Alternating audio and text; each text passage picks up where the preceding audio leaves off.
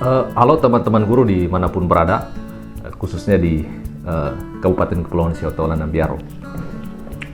Saat ini kita sudah masuk di apa yang kita sedang nanti-nanti, yaitu bagaimana kita mengimplementasikan kurikulum merdeka di kelas kita masing-masing. Nah, tentu saja dengan begitu banyak perjalanan yang kita lalui melalui BIMTEK ataupun workshop-workshop yang dilakukan oleh Dinas Pendidikan kita, maka kita akan sampai pada satu tahap yang boleh dibilang inilah akhirnya kita harus menerapkan semua yang sudah kita pelajari. Nah, jangan lupa bahwa ada esensi yang membedakan kurikulum merdeka dan kurikulum 2013, yaitu pertama ada perubahan paradigma.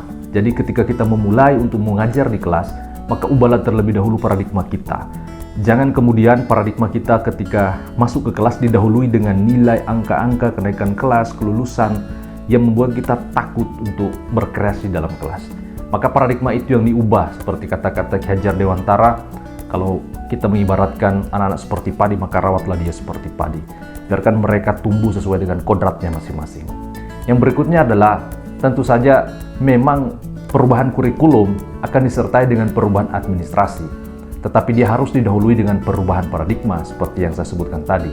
Nah, ketika administrasinya berubah, maka saya kira tidak menjadi soal ketika di awal-awal ada kekeliruan, ada mungkin kesalahan ketika kita melakukan, katakanlah membuat administrasi, misalnya masih ada yang tidak sesuai dengan langkah-langkah pada yang disesuaikan dengan prosedur. Itu bagian dari proses kita belajar, sama dengan anak-anak kita di lapangan, di kelas, mereka juga mengalami kesalahan-kesalahan itu. Sehingga kita tidak membuat bahwa administrasilah yang paling penting. Yang paling penting itu adalah bagaimana tindakan nyata kita di kelas, mengajar anak didik kita. Nah, sehingga apa yang sebetulnya disiapkan ketika teman-teman masuk di kelas? Pertama kali adalah lakukan namanya asesmen diagnostik. Asesmen diagnostik non-kognitif utamanya. Asesmen diagnostik kognitif itu kan hampir sama dengan pretest ketika kita melakukan penelitian ataupun kita melakukan pembelajaran.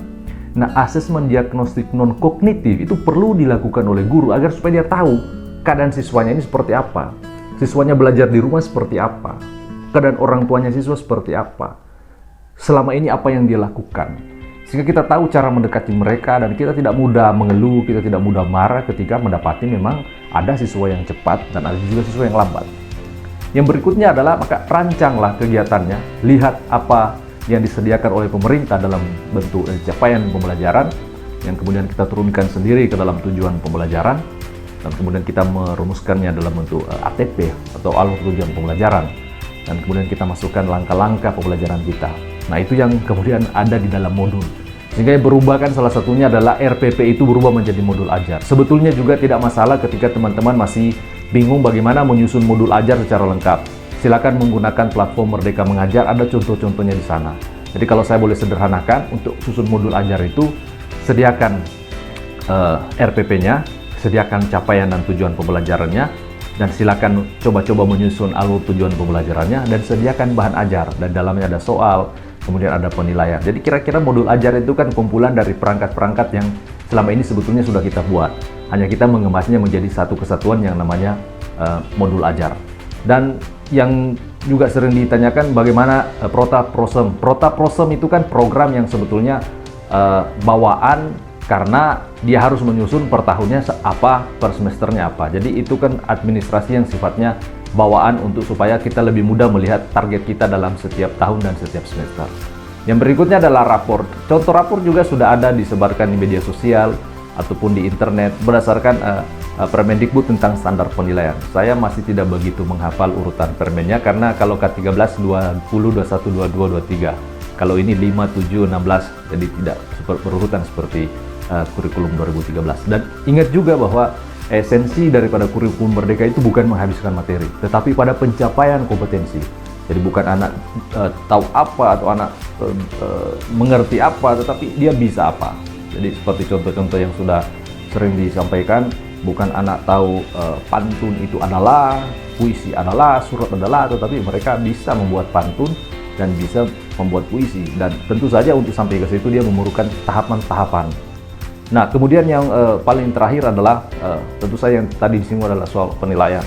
Nah, ini seringkali menjadi katakanlah perdebatan di antara kita semua ketika menentukan penilaian, terutama ketika dalam kurikulum merdeka kita tidak lagi menggunakan yang namanya kriteria ketuntasan minimal. Lalu batasnya di mana? Maka disitulah sebetulnya kreativitas guru, disitulah kemampuan guru diuji, disitulah perdebatan soal KKM itu dihilangkan. Maka kita sendiri yang mengatur batasnya, di mana batas kemampuan anak didik kita sesuai dengan asesmen diagnostik, sesuai dengan kemampuan anak-anak kita di kelas, agar supaya kita bisa melihat mana anak yang maju, mana anak yang tertinggal, dan tentu saja ukuran bagi mereka itu berbeda-beda satu dengan yang lain.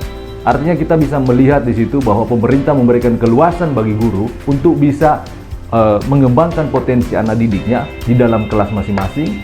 Sehingga menurut saya dengan memberikan kriteria ketuntasan minimal menjadi kriteria ketuntasan tujuan pelajaran, itu sebetulnya sedang mengarahkan bahwa gurulah yang punya tanggung jawab untuk menuntaskan tujuan pembelajaran itu, bukan pemerintah. Itu saja sekilas, nanti dilanjutkan di video berikutnya. Terima kasih.